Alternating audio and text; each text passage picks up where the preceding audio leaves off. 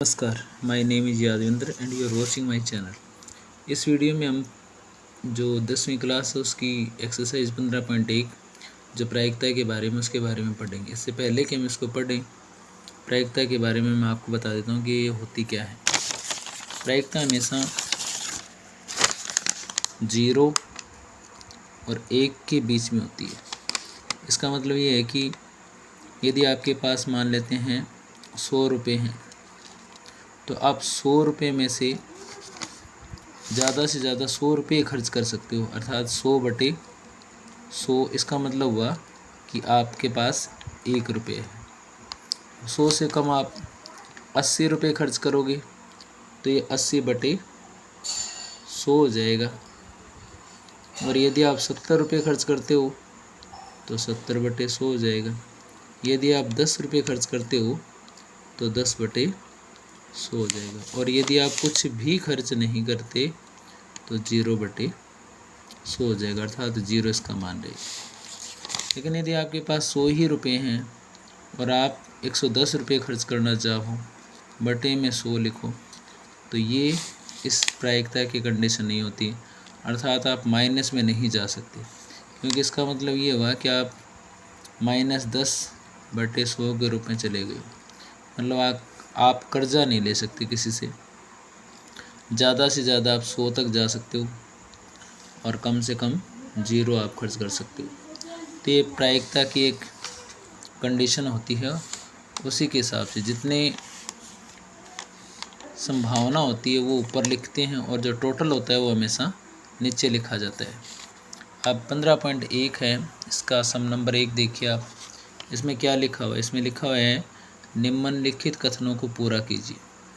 सबसे पहला सवाल है घटना ए की प्रायिकता प्लस घटना ए नहीं की प्रायिकता बराबर 1 है। ये बिल्कुल सही बात है। कैसे? जैसे कि हमने लिखा था, यदि आपके पास 100 रुपये हैं तो आपने 30 खर्च कर दिए और 70 आपके पास हैं, मतलब जो ख़त्म खर्च हुआ और जो बाकी हैं, इसका मतलब 100 टोटल थे। तो इसने ये लिखा है कि घटना ए की प्रायिकता प्लस घटना ए नहीं की प्रायिकता, अर्थात जो आपने खर्च किया और जो आपके पास है वो 100 के बराबर है, अर्थात 1 के बराबर है। दूसरे, उस घटना की प्रायिकता जो घटित नहीं हो सकती, असंभव होती है। जैसे आपसे कोई कहे कि सींग वाले घोड़े, आप बताइए उसकी संख्या कितनी होगी, तो आप सबको पता है कि सींग वाले घोड़े हो ही नहीं सकते। ये जो घटना है 0 के बराबर होगी। तो ऐसी घटना असंभव घटना कहलाती है, अर्थात जिसके होने की संभावना है ही नहीं। नंबर 3 की बात करें कि उस घटना की प्रायिकता जिसका घटित होना निश्चित है, मतलब जो हर हालत में हो सकती है। अर्थात कोई आपसे पूछे कि आप ज़्यादा से ज़्यादा कितने पैसे खर्च कर सकते हो, तो प्रायिकता का लास्ट जो ऑप्शन है वो 1 होता है, अर्थात 1 है जिसके होने की पूरी संभावना है। ऐसी घटना अवश्य या असंभावी घटना कहलाती है। हालांकि ये मैथ किसी और का है जिसमें ऑलरेडी इसने क्वेश्चन के आंसर लिखे हुए हैं, तो आपको इसकी तरफ ज़्यादा ध्यान देने की आवश्यकता नहीं, आप समझ के करें। नंबर 4 है किसी प्रयोग की सभी प्रारंभिक घटनाओं की प्रायिकताओं का योग 1 है। जो प्रायिकता की घटनाएं हुई हैं और नहीं हुई हैं, ये दोनों का मिलाएं तो हमेशा 1 के बराबर होती है। नंबर 5, किसी घटना की प्रायिकता 0 से बड़ी होती है। ये आपको मैंने पहले भी बताया था कि आप ज़्यादा से ज़्यादा कम से कम 0 और ज़्यादा से ज़्यादा 1 किसी चीज़ को ले सकते हो। 0 से तो हमेशा बड़ी होती है तथा 1 से छोटी है इसके बराबर होती है। अब सवाल नंबर 2 की बात करें, निम्नलिखित प्रयोगों में से किन किन प्रयोगों के परिणाम समप्रायिक हैं, स्पष्ट कीजिए। देखिए, नंबर 1 है एक ड्राइवर कार चलाने का प्रयत्न करता है।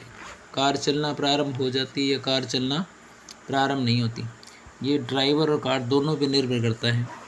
यदि कार भी सही है, ड्राइवर भी सही है, तो गाड़ी चल जाएगी। लेकिन ड्राइवर सही नहीं है कार सही है तो हो सकता है ना चले, तो इसकी जो पॉसिबिलिटी है चलने की वो 1/2 के बराबर है। चल भी सकती है और नहीं भी चल सकती। इसके बाद सवाल नंबर 2 का दूसरा भाग है। एक खिलाड़ी जो कि बास्केटबॉल को बास्केट में डालने का प्रयत्न करती है, या बास्केट में बॉल को डाल पाती या नहीं डाल पाती, ये भी श्योरिटी नहीं है। वो डाल भी सकती है और नहीं भी डाल सकती, तो इसकी प्रायिकता भी 1/2 के बराबर है। अब एक सत्य असत्य प्रश्न का अनुमान लगाया जाता है, उत्तर सही है गलत है, ये भी 50% रहेगा। हो सकता है कि वो सही हो सकता है वो गलत हो। एक बच्चे का जन्म होते हुए एक लड़का है या लड़की है, इसकी प्रायिकता भी 1/2 के बराबर होती है। सवाल नंबर 3 की बात करें। फुटबॉल के खेल को प्रारंभ करते समय निर्णय लेने के लिए कि कौन सी टीम पहले बॉल लेगी, इसके लिए सिक्का उछालना एक न्याय संगत विधि क्यों माना जाता है? सिक्के के 2 पहलू होते हैं और जब हम इसको उछालते हैं तो एक आने की प्रबल संभावना होती है, अर्थात इसकी प्रायिकता 1/2 होती है जब हम इसको उछालते हैं। इसलिए इसको उछालना एक न्याय संगत विधि मानी जाती है। नंबर 4, निम्नलिखित में से कौन सी संख्या किसी घटना की प्रायिकता नहीं हो सकती? जैसे कि मैंने आपको पहले बताया था कि जो नीचे संख्या होती है उतनी चीज़ हमारे पास होती है और ऊपर जो होती है वो हम खर्च करते हैं। तो हमेशा प्लस में ही हम खर्च कर सकते हैं, माइनस में कर्जा नहीं ले सकते। तो 2 हमने खर्च किया, टोटल हमारे पास 3 था, तो ये प्रायिकता हो सकती है। ये माइनस है, अर्थात माइनस में कभी खर्चा नहीं होगा, क्योंकि यदि आप इसके पॉइंट हटाओगे तो इसके बटे में 10 करेंगे, अर्थात आपके पास रुपये तो थे 10 लेकिन आपने खर्च कर दिए 15, तो ये पॉसिबल नहीं है। इसलिए ये प्रायिकता नहीं हो सकती। ये हो सकती है क्योंकि इसको आप 15/100 लिख सकते हो। उसके बाद ये है 0.7, इसकी भी पॉइंट हटाने के बाद 7/10 कर सकते हो, ये भी हो सकती है।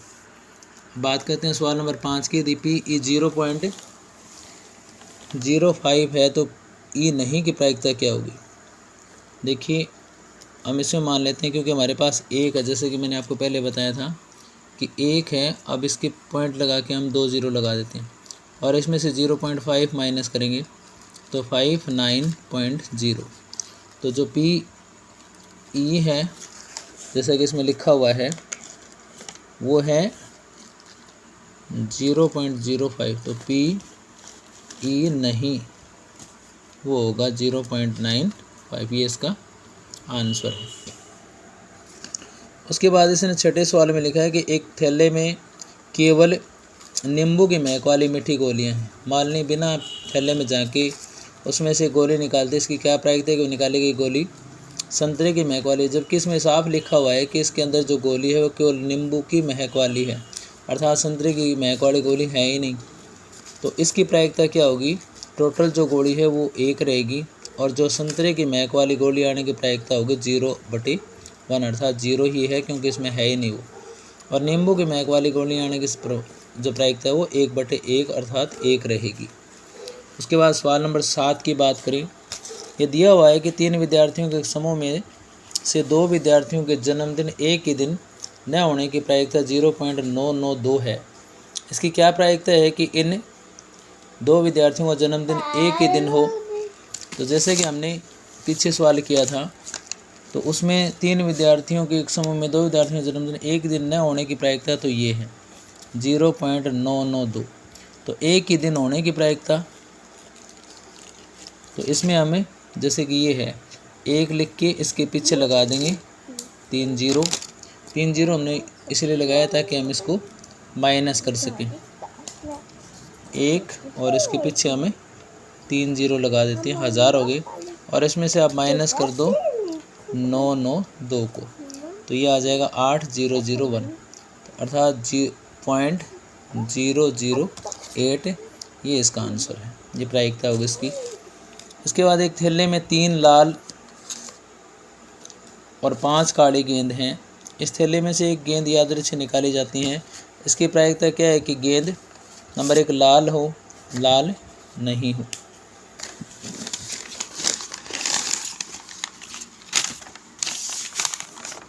तो सबसे पहले आप लिखेंगे लाल गेंद की संख्या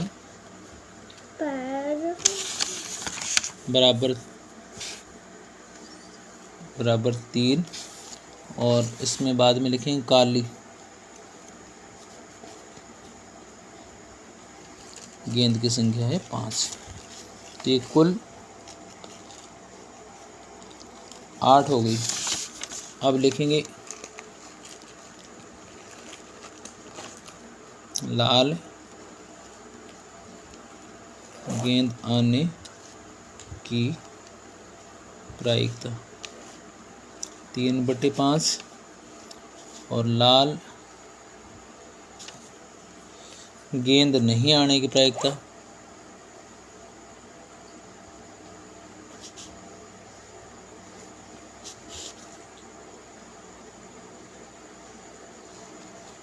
तो लाल गेंद नहीं आने की प्रायिकता 5 है, तो इसमें लिखोगे 5/8।